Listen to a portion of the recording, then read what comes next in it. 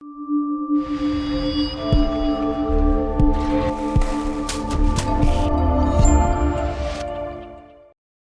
good afternoon, and welcome to the Middle East Forum's weekly podcast series. My name is Anaf Kalam, and I will be moderating today's discussion.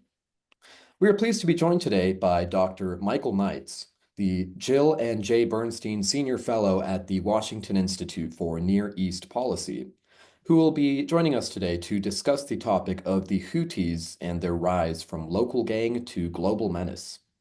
Dr. Knights will speak for 15 minutes, followed by a 15-minute Q&A session from the audience. And if you'd like to ask a question, you can do so by using the Q&A box located at the bottom of your screen to type your question. And with that, I will turn the floor over to Michael Knights. Well, thanks very much for having me here today. Thanks to the Middle East Forum. Thank you, Anaf. I'm going to talk a little bit about the Houthi movement in Yemen, and then we're going to spend most of the time available for Q&A, because this is such an interesting movement and you can slice and dice it in so many different ways that it's best to see what kind of questions come from the moderator and from the audience. What I'm going to do is to very quickly run us through a little bit about who the Houthis are, and then I'm going to talk a little bit about five less obvious aspects of the Houthis that are very interesting. And from there, we can go to the sort of policy questions like, how do we deal with the Houthis in the future? What are the options? And how are the Houthis intersecting with things like great power competition in the Middle East? So first of all, who are the Houthis?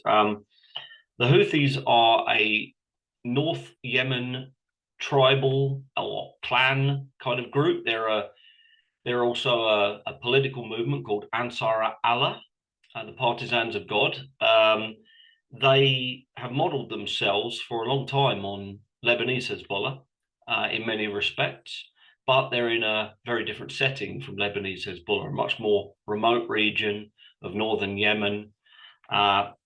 So they are a rebel force inside Yemen. They're not the internationally recognized government of Yemen, but rather a rebel force inside Yemen that has been gaining territory since the Arab Spring in 2011, and in September of 2014 took by force the Yemeni capital called Sana'a, and have been controlling the capital of Yemen, having evicted the internationally recognized government of Yemen into other Yemeni cities.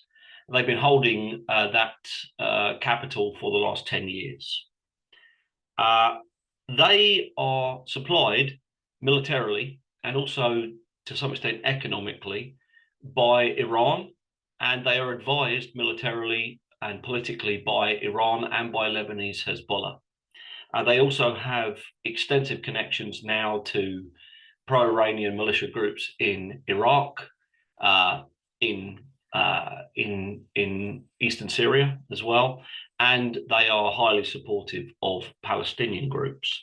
So since around 2001, the Houthis have been strongly committed to the Palestinian cause, or at least since 2001, they have made it, a major part of their political platform to support Palestinian groups.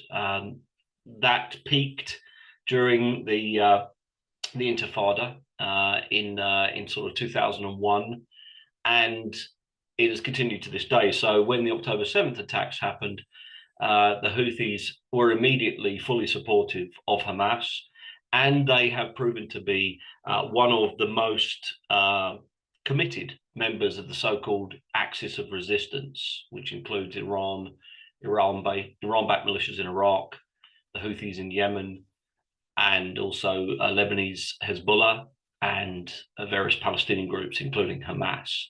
And the Houthis, if anything, have done the most since October the 7th, 2023, to actually support Hamas. Of all the Axis of Resistance members, the Houthis have been the most fearless, the most committed. They've also been probably the most effective at internationalizing the conflict by attacking ships in the Red Sea and partially closing the Red Sea and the Suez Canal to civilian traffic. Just today, I think they fired another medium-range ballistic missile from the Houthi-held areas of Yemen into Israel, which was intercepted, as they tend to be.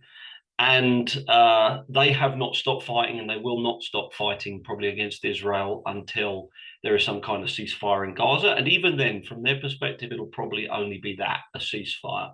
There will be future rounds of conflict between the Houthis and the Israelis. There'll also probably be future rounds of conflict between the Houthis and the United States government. And most recently, the Houthis have been trying very hard to hit US warships in the Red Sea to create a propaganda victory and also to punish the Americans for their support of Israel at this time, at other times, their invasion of Iraq and Afghanistan, and all sorts of other things that the Houthis have opposed over the years. Support of the US support of the Saudi government, which the Houthis have been directly or indirectly at war with, for nearly 2 decades now. Their neighbors to the north. Now, what's less obvious about the Houthis, stuff that you won't necessarily pick up in the news coverage of the Houthis, which tends to focus on their attacks on shipping or their attacks on Israel.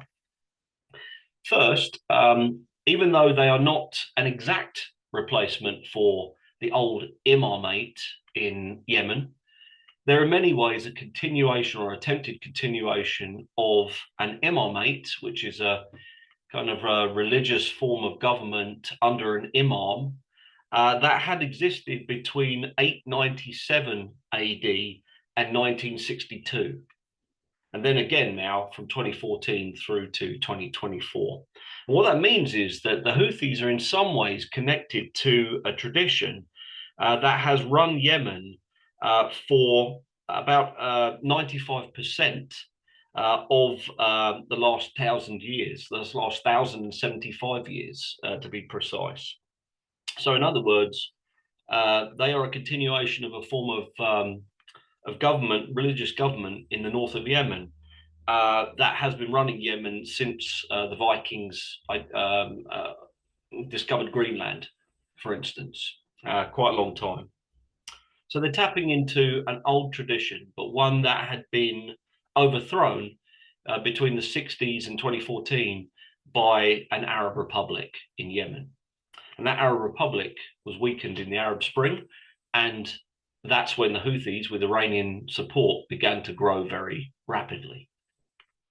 Second, the Houthis have been working closely with Iran and Lebanese Hezbollah since the 1980s.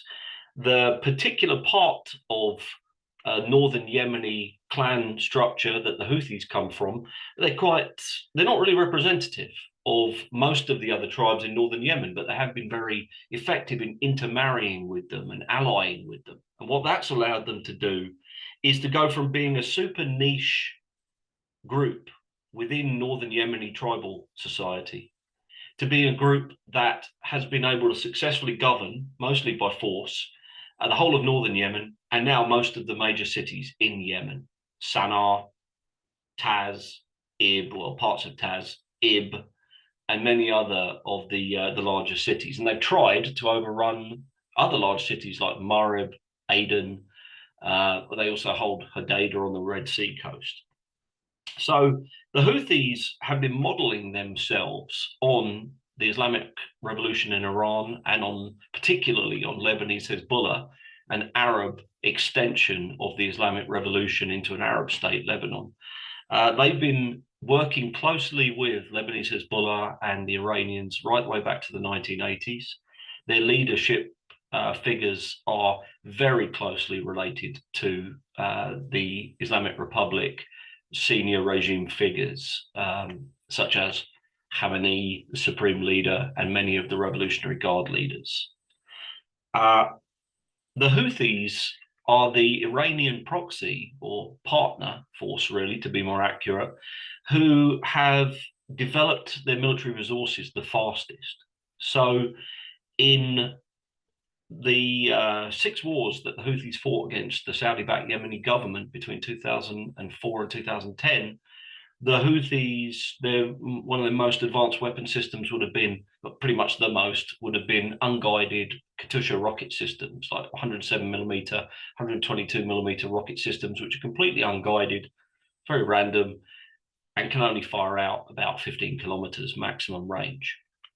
Within 2 years of the start of the current war, really within 1 year of the start of the current war that started in 2015, the Houthis were able to fire medium-range ballistic missiles 1,000 kilometers at Riyadh, the Saudi capital. So they went from being able to fire something 15 kilometers just before the war to being able to fire 1,000-kilometer medium-range ballistic missile of a kind designed by Iran, constructed in kit form in Iran, smuggled into Yemen through UN and NATO Navy blockades. And they were able to reassemble that and shoot it accurately at Riyadh, in less than a year after the start of the war. What does that tell you? What that tells you is that the Houthis have been militarily supported by the Iranians and Lebanese Hezbollah at a speed that we have not seen with any other Iran-backed partner force. The Iraqi militias are incredibly jealous of the Houthis at how rapidly their armed forces were built up by the Iranians. And the reason for that is because the Houthis are the real deal. They are a partner force that is very ideologically committed to the Islamic Revolution. They don't do everything the Iranians tell them to do, but the Iranians are careful not to tell the Houthis to do things that would be against their interests. Instead, they focus on what they have in common. And what they have in common is the desire to spread the Islamic Republic, or the Islamic Revolution, rather, across multiple Arab states. And the Houthis, of course, are right next to Mecca and Medina. They're right there next to the politically and economically significant Saudi Red Sea coast. And they have designs to expand in the future to the north into Saudi Arabia. They're open about that. What we have at the moment between the Saudis and the Houthis is something of a ceasefire, but it's temporary. They currently control most of the Yemeni population, as we talked about, but they have none of Yemen's oil and gas. What that means is that they have a massive surplus of hungry mouths and almost nothing to feed them with. They want to force the non-Houthi factions in Yemen's civil war into a revenue sharing arrangement, whereby most of the money from the oil and gas that's held by the Republic of Yemen government forces gets given to the Houthis to feed and pay those Yemenis who are living within the Houthi-held areas. The Saudis are currently one of the biggest unintentional backers of the Houthis for one very simple reason: to keep the détente that currently exists, meaning that right now the Houthis are not firing rockets and drones into Saudi Arabia. They're not interfering with the investment surge on the Red Sea coast that will build NEOM and the other giga projects of Saudi Arabia's Vision 2030. And it's very important that everything stays nice and quiet as Saudi attempts its rapid economic transformation. But that means that the Houthis have got to be looked after. They have to be listened to. And they're able, using threats, to very quickly use the Saudis as a point of leverage on the Republic of Yemen government. The way this works is that the Saudis provide most of the money for the Republic of Yemen government.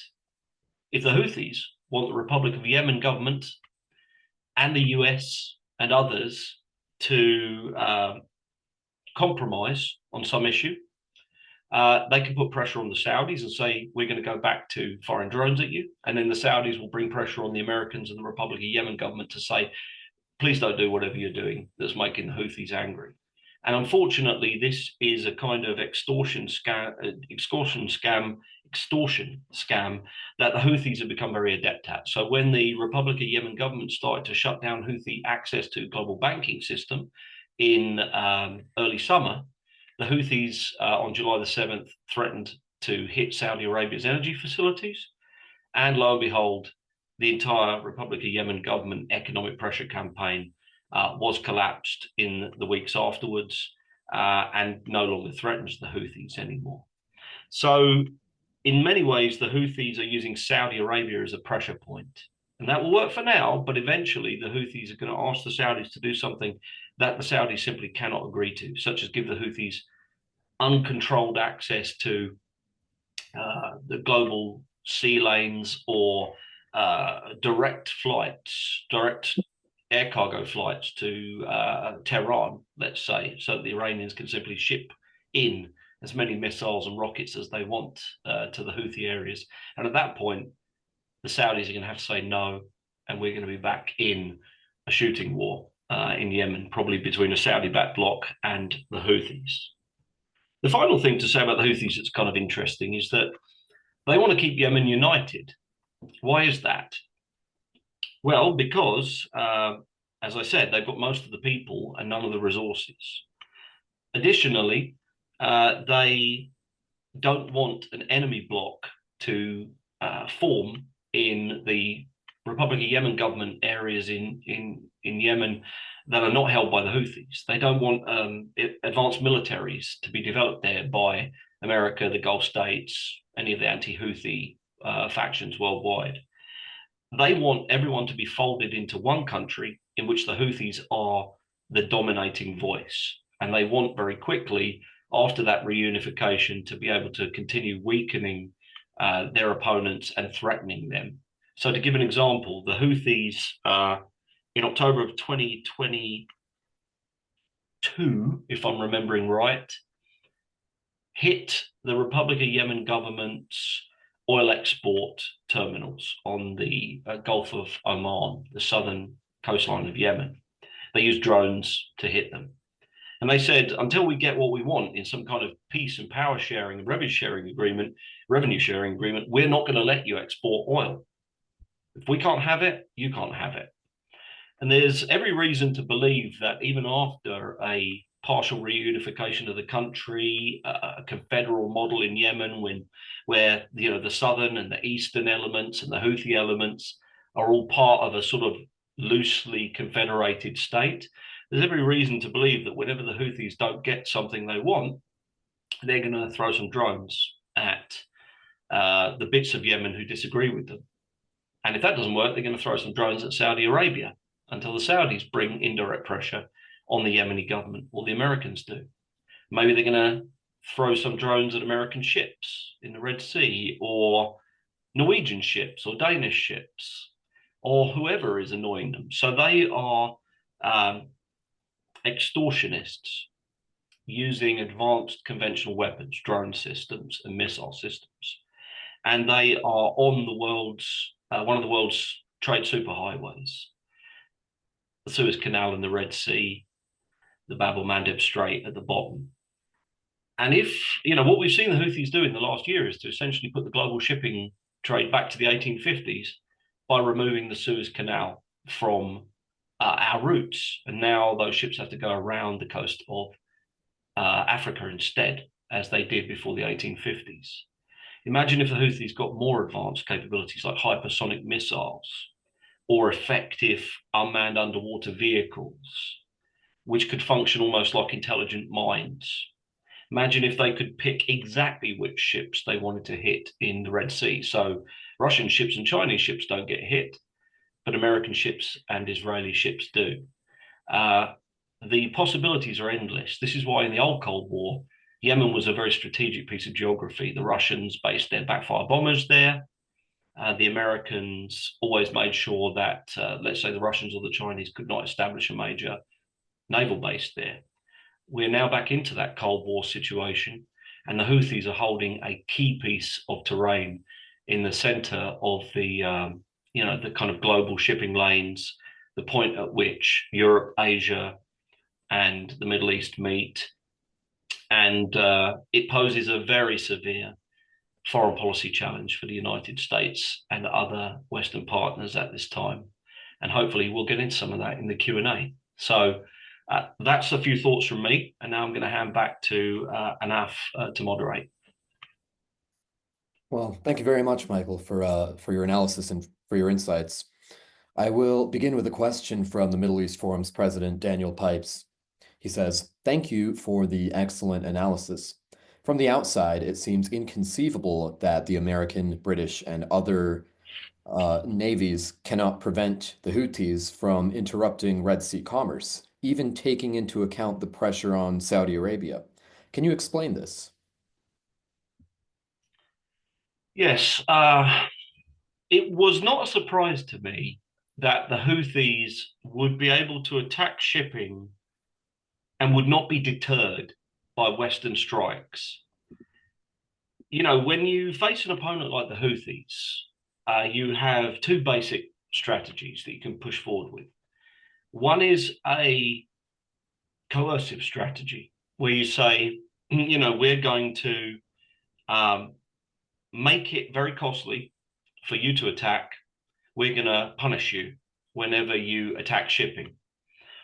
And you know, part of that kind of coercion is about making the Houthi attacks very unsuccessful by defending, and then you know, so they're not gaining as much in theory. And then the other part is coercively attacking Houthi structures so that they pay a cost every time they attack. And the idea is to shift their cost benefit balance.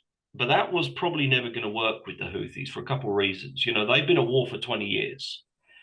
For them, they can live on very, very, very little.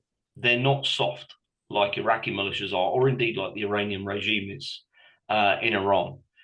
They are more like Hamas than like Lebanese Hezbollah, even. And we've seen with Hamas the way Hamas will basically live underground and die in a hole in the ground rather than surrender. And the Houthis are very similar. They've not softened in any way. You know, you're talking about really hardline northern Yemeni tribes who have only been living in relative security for the last 10 years. And even then, you know, their leadership is extremely well hidden.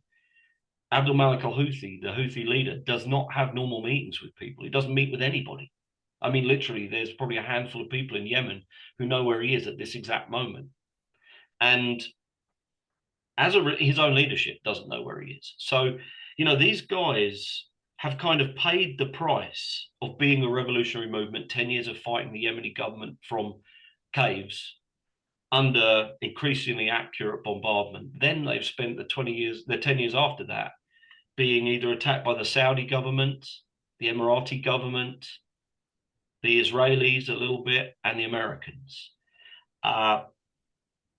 There's not much we can take away from them, you know, and it's true they haven't suffered a very senior leadership fatality yet, and it could still happen.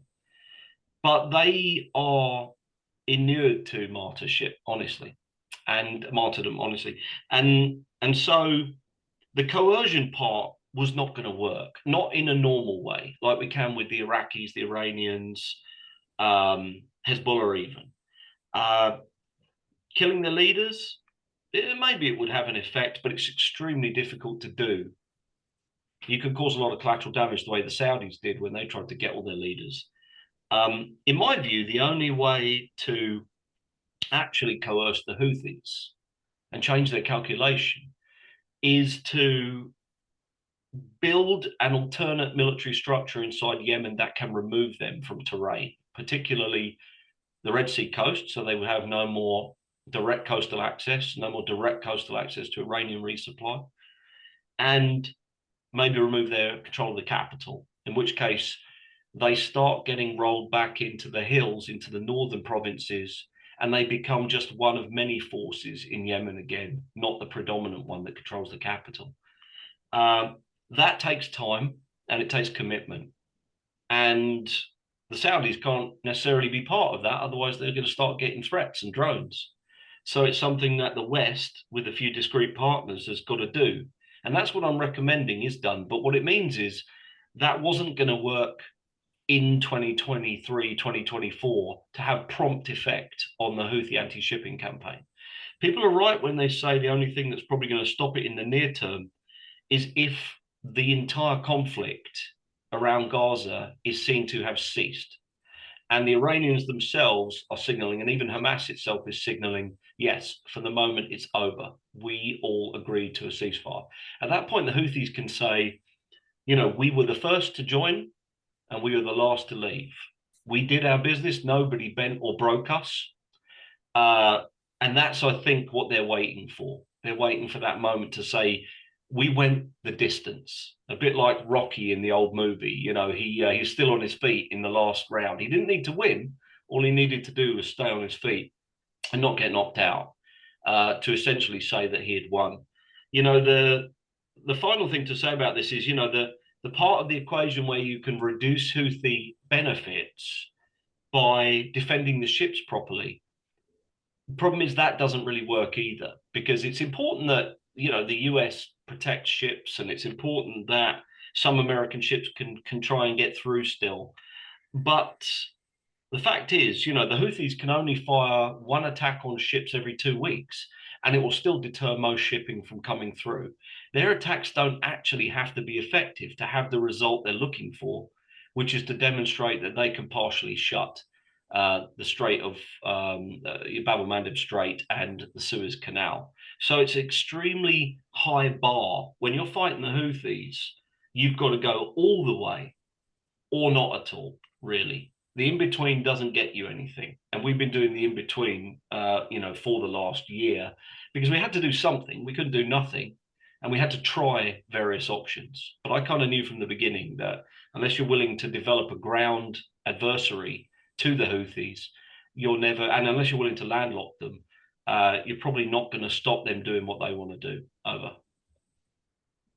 Well, thank you. You made an interesting point earlier about how the Saudis are indirectly the largest supporters of the Houthis.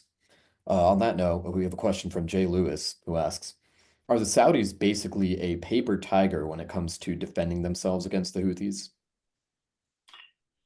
Well, I've spent a fair amount of time with the Saudi military, including in Yemen and including on the southern Saudi border facing Yemen and the Houthis. And I've seen the Saudi military fight and beat the Houthis in tactical engagements. What we didn't see was that process really get finished. We saw some encouraging signs of the Saudis being able to defend their own terrain and fight the Houthis even in the mountains. We saw very effective Saudi anti-drone defense over the kingdom. A lot of the stuff that's been happening with Israel, being able to intercept scores and scores of drones coming at them from Iran or from Iraq or Syria. The Saudis did it first. They were the ones who were swatting Houthi drones out of the sky with their F-15s and air-to-air missiles long before Western or Israeli forces had done it. So it's not that they're paper tigers. It's that the Saudis made a decision in 2019, 2020, that they were going to, if they couldn't finish the war with the Houthis, take back the Red Sea coast, take back the capital, they might as well seek détente. If the UN, if US Congress, if everybody was saying, Saudi, stop your war in Yemen, the Saudis eventually got ground down and they said, sure, you want us to stop our war in Yemen? We'll stop our war in Yemen. So now, look at what we got. I mean, honestly, we, the West, did this to ourselves. The Saudis and the Emiratis had almost recaptured the Red Sea coast in Yemen in late 2018. I know because I was there. And then we said to them, you're 90% of the way done. Stop, roll it all back, give the Houthis back the Red Sea ports. We can't risk a famine in Yemen. So we're reaping what we sowed. The Saudis were in the war and they were in it to win it. And they were not, as effective as they should have been, particular, and they caused more civilian damage than they should have done. There's no doubt about that. But ultimately, they had the right approach, which is to militarily defeat the Houthis. And we talked them out of it collectively, the West. And now we are left with the problem that they were halfway through solving. And that's why I don't have a lot of, I'm not angry at the Saudis. When people say, well, the Red Sea coast, is part of Saudi Arabia. It's right in their neighborhood. Why aren't they doing this instead of us? Well, they're not doing it instead of us because they were doing it and we told them to stop. And, now they're saying, see how you like it. Go ahead, fight the Houthis. How's that working out for you? It's not easy, is it? Unless you're willing to go and attack leadership targets in densely populated areas, you don't seem to be able to change their mind, do you? Well, we told you that back in 2018, and we were trying our best, and you crucified us. So, from my perspective, it's not the Saudis are paper tigers. It's that they've decided. I'm not to say if you can't beat them, join them, but for now, America's not going to solve our Houthi problem for us, so we've got to solve it for ourselves. And the way we're going to solve it is we're going to put a pin in them.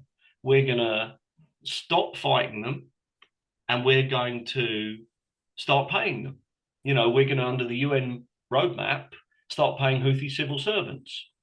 And we're going to make ourselves so that we are irreplaceable to them. If they don't want to have riots and if they want people to get paid inside Yemen, they're going to have to stop firing rockets and drones at us. And that's how it was working. And then October the 7th happened. And the Houthis started firing at Israel, at America, at global shipping. And then we suddenly got interested in this thing again. And the Saudis are partway through a peace process. And they say, we're not going to help you with this to defend Israel, to defend your ships. We're going to keep going on our ceasefire with the Houthis because we've got Vision 2030, NEOM, all the giga projects to do, and we can't afford those places to be getting blown up as we're trying to bring investors into them. So there is something to fix here, there's no doubt, but I think a lot of it, we've got to do it for ourselves. And we've got to demonstrate to the Saudis that the risks of them progressively coming in on this are not as high as they think they are. And we've got to do that by disarming the Houthis, by not allowing them to rearm through the Iranians, and by keeping the Iranians deterred. Just as a final point on this, think about what happened in September 2019. We put Iran under maximum pressure. Iran did a mind-blowing attack on Saudi Arabia's largest oil processing facility, the largest oil processing facility in the world, Abqaiq. If you're going to identify a jugular vein of the globe's energy system, it's that exact site. And the Iranians reached out, attacked it directly, and in return, what happened to them? Nothing. Absolutely nothing. And that was that wasn't under some Democrat administration, that was under Trump administration. So if you're the Saudis, you figured out at that point, we've got to make our own decision about Yemen and the Houthis and Iran. And they did. Well, thank you. Now I see that we're about out of time, but maybe we can keep this brief here. There are several audience members who are all effectively asking the same question here, and maybe we can end on this. But considering the impact that the Houthis have on global shipping and the danger they pose to naval vessels in the Red Sea, and considering the fact that they also have no real air force, why is the West not engaging in a concerted air campaign to destroy the Houthis? What's holding the West back? Well, a couple of things are holding the West back. One is intelligence, surveillance, reconnaissance. We're watching Ukraine, we're watching Taiwan Strait, we're watching the Gaza, Lebanon crisis. That's the thing, that's the short pole in the tent, which is intelligence, surveillance, reconnaissance, ISR. If we're going to do a concerted air campaign against the Houthis, that's extremely difficult, and we're going to need to watch them extremely closely. So our intelligence, surveillance, reconnaissance assets are going to have to be drawn from other places to look very deeply at them. I think the other thing that's holding us back, of course, is an authorization for the use of military force. Nowadays, people are not content to simply use the post 9/11 counterterrorism authorization for the use of military force to hit any terrorist group around the world, because that's not what that AUMF says. Nor are they willing to use the Iraq AUMF to hit just any old terrorist group anywhere around the world. Essentially, we need a new authorization for the use of military force, or we need to simply knuckle down and say, we're going to do it, regardless of not having an AUMF. But one way or the other, we got to bite the bullet and put a lot of resources in and decide to do it and explain that to the American people. And even then, it might not work. So we better make sure it's a good plan and a good target list. Okay, well, thank you very much. Now, we have unfortunately reached the end of our podcast for the week. I would like to thank you again, Michael, for taking the time to join us this week and giving us your analysis. My pleasure. And for our viewers and listeners, please join us this Wednesday at 3 p.m. for our Israel Insider podcast with Ashley Perry. And if you've not done so already, I invite you to please subscribe to the Middle East Forum's YouTube channel, where you can watch this series as well as over 400 of our past podcast episodes. I want to thank you all again for joining us and for your participation, and I hope you all have a wonderful day. Thanks.